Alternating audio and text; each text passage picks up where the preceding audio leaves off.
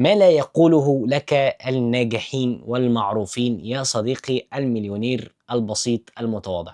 إن مش كل الأيام سعيدة زي ما هم بيصوروا لك. أنا بقالي فترة مش عارف أصور فلوجز علشان أنا ما عنديش حاجة أقولها، ومش عارف هعمل إيه، ومش عارف هشتغل إزاي، ومش عارف ليه مفيش حاجة بتنجح في الموضوع. فأطلع أتكلم أقول إيه؟ ففكرت ان انا اطلع اقول لك ان يا صديقي هو الطبيعي ان انت كل يوم تلاقي ان في ايام اوف، وطبيعي ان انت يكون عندك مشاكل، وطبيعي ان انت تحاول تحل المشكله. والبني ادم اللي بينجح هو البني ادم اللي بيعرف يرد على اكبر قدر من الاسئله اللي بيسالها لنفسه، واكبر قدر من الاسئله اللي الناس بتسالها له. وصدقني دي مجموعه من الحاجات اللي انا كان نفسي اعرفها قبل ما ابدا اي حاجه. فلو لسه ما اشتركتش في القناة اشترك في القناة وفعل الجرس، واستنى الفيديوز اللي جاية اللي احنا هنتكلم فيها في كل التفاصيل. ولو عايز تتفرج على الفلوجز القديمة فيها ايه الرحلة ماشية ازاي. يفوز باللذة كل مغامر. اعربي يا ألفت، اعربي يا ألفت يا اللي ماشية وطموحك مسوحك واحلامك مش عارف تسيطر عليها. فكرة معلم فين يفوز باللذة كل مغامر، بس اللي مغامرته محسوبة بيوصل أسرع.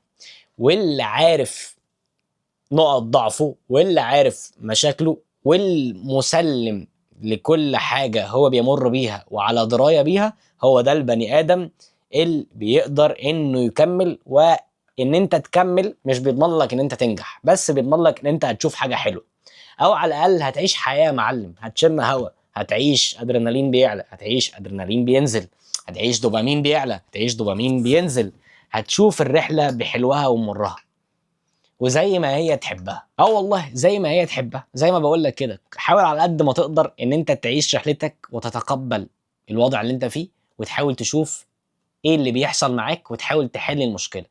كل ما كان عندك القدره على ان انت ما تعيش جوه المشكله وتفضل قاعد جواها وقاعد جواها عمال تفكر واروح يمين واروح شمال، اروح يمين واروح شمال، اروح يمين واروح شمال، من غير ما تاخد اي قرار في ان انت تحاول تطلع بره اللي انت فيه، ف مش هتعرف تتقدم اي خطوه. النقطه الثانيه، خدعوك فقالوا ان الاستمراريه بتؤدي الى حتميه الوصول. الاستمراريه بتؤدي الى حلميه الزيتون، ده اللي انا اعرفه. الاستمراريه في نفس الاخطاء اللي انت بتعملها من غير ما تحاول تطور او تحسن منها لفترات حتى او تكون انت عارفها، ده بيؤدي ان انت بتعمل حماده بالجنزبيل، بيجي لك الامراض ويبقى عليك مديونات كتير، وبتلاقي في الاخر انت مش عارف تعمل ايه عشان تكمل. فانت لازم تكون عندك الموبيليتي، تكون عندك الموبيليتي او المرونه في ان انت تحاول على قد ما تقدر ان انت تعرف تغير بسرعه، تعرف تحسن بسرعه، تعرف توصل للناس احسن، تعرف تغلط بسرعه، تفشل بسرعه، تفشل رخيص. كلها حاجات بتؤدي في الاخر ان انت ممكن توصل لنتيجه ممكن تكون مختلفه. الحاجه الثالثه اللي كان نفسي اعرفها قبل ما ابدا، وهي ان كونك شاطر ده ما يكفيش ان انت تكون عايش في الحاجه اللي انت بتحلم بيها. كونك انك شاطر، وانك مميز عن كل الناس اللي حواليك، وانك معاك شهادات، او انك معاك خبره مختلفه عن الناس اللي حواليك، ده ما يضمنلكش حياه سعيده، ده ما يضمنلكش اصلا نجاح. كل اللي بيضمنه لك ان انت بتكون انسان واعي ومثقف، وعندك القدره على ان انت تحس دايما ان انت فاشل وممكن تتعلم. فلو انت دايما بتربط اللي انت بتذاكره او اللي انت مريت بيه او الخبره اللي موجوده عندك بنجاحك، فانا بحب اهنيك على ان انت مش هتتقدم خطوه طول ما انت بتمر بده. الحاجه الخامسه اللي كان نفسي ان انا اعرفها قبل ما ابدا، وهي ان البني ادم اللي ما بيتكلمش وبيسمع كتير هو البني ادم اللي بيكسب. لان البني ادم اللي ما بيتكلمش كتير هو البني ادم اللي عنده القدره على ان هو يسمع ويفهم ويركز ويعرف هو بيقول ايه. الحاجة السادسة اللي كان نفسي ان انا اعرفها قبل ما ابدأ اي مشروع او اخسر اي فلوس، هي ان اهم من ان انا افكر في المالية او افكر انا هيدخل جيبي كام، افكر ازاي اوصل اصلا للزبون. محتاج اعرف اكتر انا ازاي فعلا ممكن الم فيدباك. مش مهم ابيع، مهم ان انا الم فيدباك، الم بس احس ان الكرة بتخبط في العارضة يا اخي، مش لازم تدخل في الجون. الفكرة في ان حلاوة الرحلة في بصيص الامل اللي بتحسه ان انت ممكن تبيع، ان انت ممكن توصل، ان انت الناس بتحس ان الحاجة حلوة. الحاجة السابعة اللي كان نفسي اعرفها قبل ما ابدا، وهي ان انا ما تضيعش وقتك مع الشخص اللي مش ملتزم بكلامه معاك. ما تضيعش وقتك في الشخص اللي بيقعد يسوفك ويلعب بيك ويجيبك يمين وشمال على امل ان ده الشخص اللي ممكن ينقلك نقله تانية. الحاجه التامنه اللي كان نفسي اعرفها قبل ما ابدا هي ان مفيش بني ادم هينقلك نقله تانية، مفيش بني ادم هيحولك من حته لحته. البني ادم اللي يتعامل معاك على اساس ان انت ناشئ وان انت ليك الشرف ان انت تشتغل معايا، ده اكتر بني ادم ما تتعاملش معاه، لان ده اكتر بني ادم بيعمل لك بيرن اوت، اكتر بني ادم بيحرقك، اكتر بني ادم بيحسسك ان انت فاشل.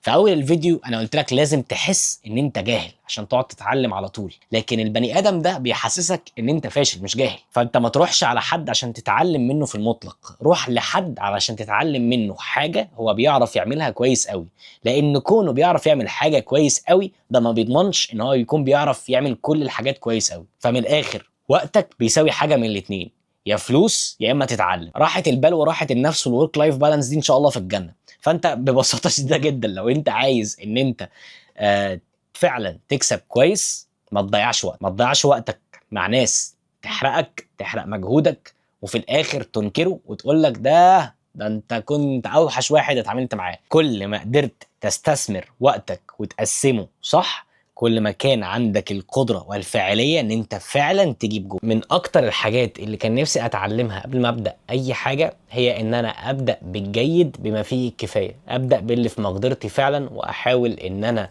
اعمل الحاجة بأبسط طريقة بس بأحسن شكل يظهر للناس. وآخر حاجة وده فعلا هيودينا للنقطة اللي أنا كنت بجد بجد بتمنى إن أنا أبدأها بدري شوية، هي ان انا اثق ان انا اقدر ان انا اتعامل عادي، واقدر ان انا ابيع عادي بابسط طريقه باقل تكلفه اقدر عليها، واكتر طريقه تكون مناسبه ليا. الحمد لله طبعا على كل حاجه انا وصلت لها، والحمد لله على كل حاجه انا بطمح ان انا اوصل لها، والحمد لله ان انا بحاول كل يوم ان انا اعمل حاجه تكون مختلفه وجديده الناس ممكن تكون مش فاهماها. بس كان نفسي فعلا فعلا ان انا ابدا باقل حاجه وبابسط طريقه، وما ابصش على النتيجه ايا كانت ايه هي، وما اتكسفش ابدا ان انا اطلب مقابل الخدمه اللي انا بقدمها مهما كان انا بقى مبتدئ، خبره، متوسط الخبره، ايا كان ايه هي. لان انا لما وصلت لمرحله ان انا بقى عندي خبره بقيت ندمان على كل الفتره اللي فاتت دي، اللي هو لا كان ممكن اقدر ان انا احصل فيها عملاء، او ان انا اقدر ان انا ابدا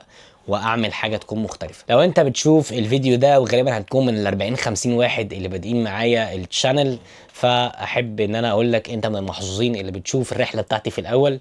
ولو عايز الناس تستفيد فابعت لهم الفيديو ده، وانا جاي ان شاء الله الفلوج اللي جاي غالبا هكلمكم عن حاجه هتكون شيقه جدا. فلو الفيديو ده عجبك اعمل سبسكرايب للشانل وابعته لغيرك علشان يستفيد، وادعمني باي حاجه. سلام. فلو الفيديو ده عجبك اعمل سبسكرايب للشانل واستنى الفيديوز. فلو الفيديو ده عجبك اعمل اشتراك في القناة واستنى الفيديوز اللي جاية يا صديقي المثقف الجميل. والله هنا هتلاقي رد على كل حاجة وعلى كل الأسئلة اللي بتيجي في بالك لو انت لسه بتبدأ مشروعك، او لسه بتفكر ازاي تبدأ مشروعك، او خسران فلوس كتير، او خسران وقت كبير. فيعني شغل فاخر والله العظيم. حبيبي يا صديقي المليونير، اشوفك على خير.